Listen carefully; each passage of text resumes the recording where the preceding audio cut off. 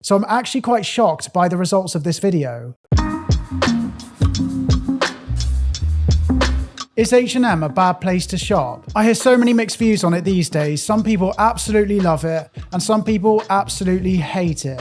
But let me know what you think about it. Now, I haven't shopped at H&M for years and years. I think their quality went a bit downhill, so I stopped bothering with them. Anyway, I thought I'd see what they're up to these days, so I bought a load of different pieces from them, and I'm gonna see if they can win me back round. And just for reference, I'm 6 foot and I've got a 30-inch waist, and I've linked everything from this video down in the description box. So if anything tickles your fancy, check out the description box. If you like this video at any point, please feel free to drop it a like, or please leave it a like. I've heard it helps. But now that's all out the way, let's get into the video. So I thought I'd start off with their most basic item first, their regular fit t-shirt. So I picked this up in a size medium, which is my regular size. It's 100% cotton and it costs $3.99. I actually paid $4.99 for it, but since I bought it, it's gone down to $3.99, which is a great price. But let's not get too excited. Let's see how it fits. Okay, so the fit is very standard, but it is called a regular fit tee, so I wasn't expecting much. I think as an undershirt, this t-shirt would work perfectly fine, but as a standalone piece, the silhouette is just not nice enough to wear on its own, in my opinion, of course. And when I say a standalone piece or wearing it on its own, I don't mean Winnie the Pooh style. I will have some form of leg wear on, just to make that clear. Anyway, not much else to say here. It's a basic t-shirt. It's $3.99. Let's move on. Okay, so the next item I picked up is this oversized heavyweight sweatshirt, and I got it in the grey colorway. They did actually have this in a beautiful burgundy color and a wash black colorway, which I would have preferred over this grey one, but at the time when I was shopping, it was sold out of both of those colors.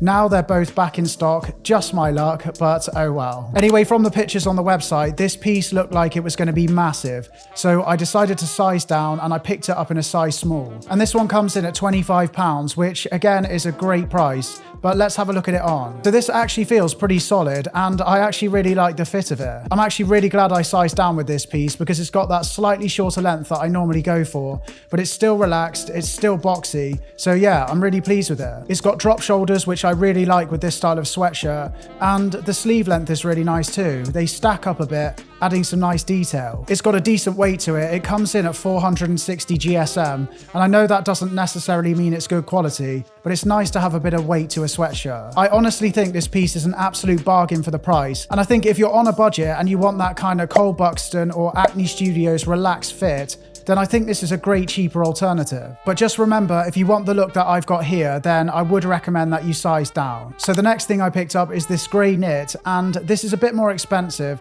coming in at $39.99. This is made from 100% wool, and I picked it up in my regular size, a size medium. So when I first felt this one, I was actually a little bit disappointed with it. It was thinner than I was expecting, and I don't know, it just felt a little bit cheap. Now, thinner isn't always a bad thing, but when I'm buying a thinner knit, I probably prefer it in a merino wool. But then again, that would be more money. But this one's a little bit rough, it's a little bit scratchy, so if you're wearing it with a short sleeve t-shirt or nothing on underneath, then it might itch a bit, or quite a lot. So with these more regular sweats, I actually like to tuck up the hem to give it a more cropped look. And after doing this, I really like the look it gives off. It's got a slightly slimmer and more regular fit, which I actually really like with this piece. It gives off a smarter look. So yeah, I like the fit. And I know it's just a grey sweatshirt, but I really like the shade of grey here. The neckline fits really well and I love the shape of it. And even though it feels a little bit cheap, it definitely doesn't look cheap. It actually gives off a more expensive look in my opinion. Now, I'd 100% wear this piece if I was gifted it, maybe for a birthday or for Christmas or something.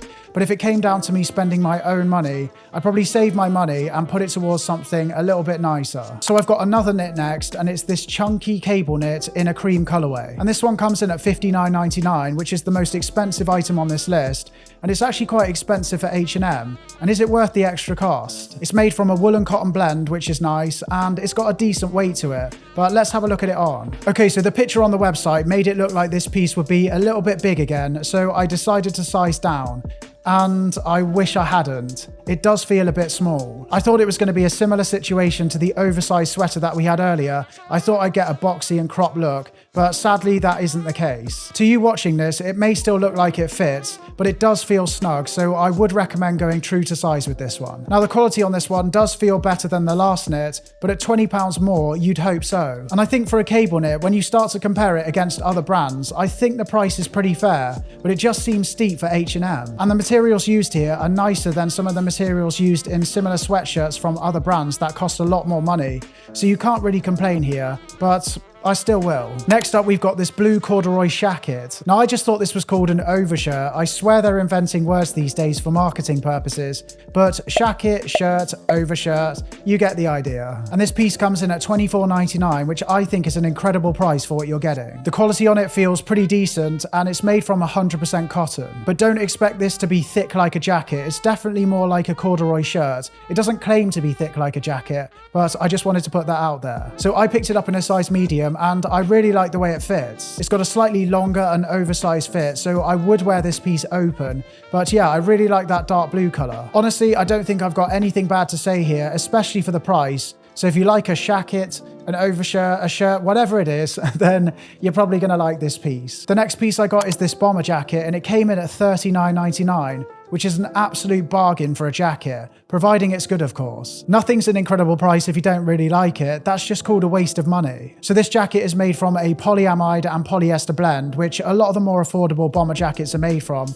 I prefer nylon, but then you normally have to pay a bit more for that. But anyway, let's have a look at it on. So this piece has a really nice boxy and slightly cropped fit, and I really like the wider sleeves on it. I'm actually really surprised by the cut of this. It's got a really fashion-forward cut, and it resembles a lot of higher-end jackets. For example, I've been eyeing up this bomber jacket from Etudes for absolutely ages now, and that jacket cost about £400. Now the H&M jacket is not as nice as the Etudes jacket, but it gives off a really similar look, and it cost a lot less. This jacket's also got some nice padding in it, so it's going to keep you warmer in the colder weather, which is always nice. I also love that strip of fabric underneath the zipper. It adds some really nice detail to the jacket, and it's always something that I look out for on bomber jackets. Sometimes on the more affordable bomber jackets, that strip is really thin, but not here. It looks really nice. It's also got some nice details like that classic MA1 zipper on the arm, and also orange lining, which I really like. I think my only concern with cheaper bomber jackets is sometimes the material on the collar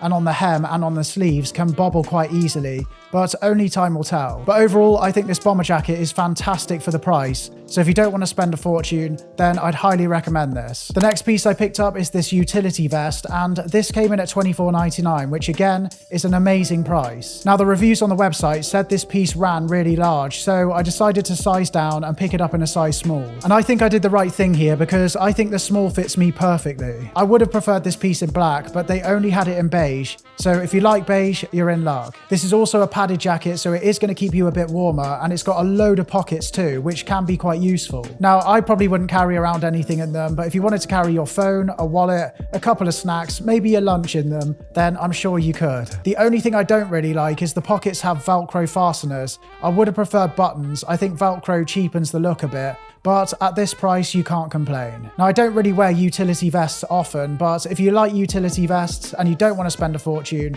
I don't think you'll be disappointed at this price. Now, I thought I probably should try out some of their legwear too. Now, nothing grabbed me from the trouser section, so I decided to pick up a relaxed fitting pair of black jeans instead. Now, these cost £24.99, which is really cheap for a pair of jeans, and they're made from 100% cotton. Now, on the downside, these do feel a bit thin for me, and thin enough where I'd worry about them ripping quite easily.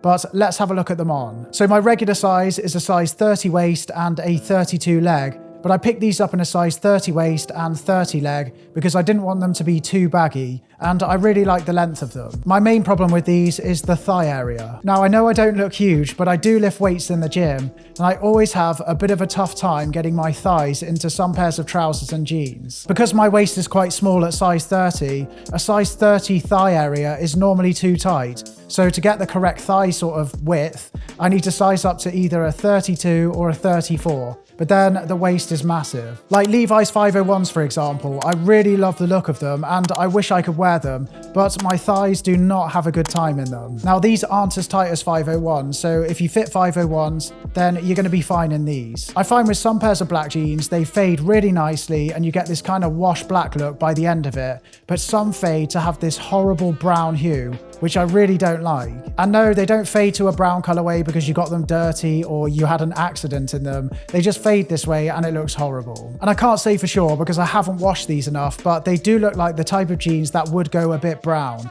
It's normally in the thigh area, I find. But aside from these going brown, they're still too thin for my liking, so these are going to be a pass from me. So I'm actually quite shocked by the results of this video. I thought I wasn't going to like anything that I tried on, but that wasn't the case at all. But would I shop at H&M in future? I don't know. Maybe. I think the thing with me is as I've got older and more into fashion, I'm trying to build up a wardrobe of quality pieces that feel really special to me. I know that sounds very pretentious, but it's true. And I didn't really get anything that felt really special to me from this haul, but I wasn't expecting to either. I still liked a lot of the pieces and I'd wear most of them if I had them, but yeah, I just don't know if I'd spend my money on them. I think their clothing has some really decent cuts, especially for the price, and if you could only shop at H&M alone, I think you could get a good look. It's also nice to see them focusing on using better quality materials, and they're trying to do better. Of course, they've still got a lot of fast fashion traits, but compared to some of the other affordable brands out there, I think they're one of the better options. So if you like this one, please do leave it a like. If you're new here, don't forget to hit subscribe,